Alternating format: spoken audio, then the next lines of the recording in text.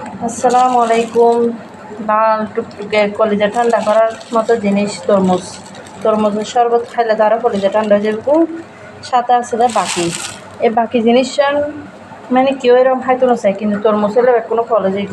তরমুজের শরবত, তরমুজ আর বাকি দিয়েও শরবত বানানো যায়, তবে এরকম মজার কোনো জানি, কারণ বাকি আসলে ফানসেটা খুব জিনিস এখন বাকি কেউ হয়তো না চাই, আর ব্যাগ করে হয়তো চাই আসলে নগদ।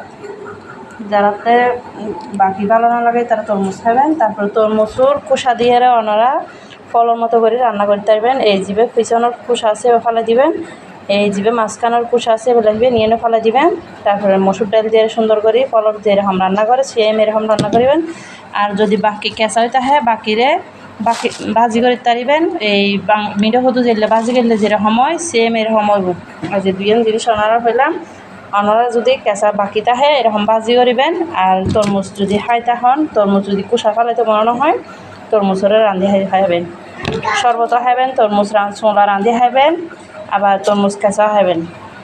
বাকি যারা হাইতে মনে হয় তারা কেঁচা বাকি হলে রান্ধি খাইবেন, আবার ফাঁকনা বাকি নাও লবণ চিনি দিয়ে খাইবেন।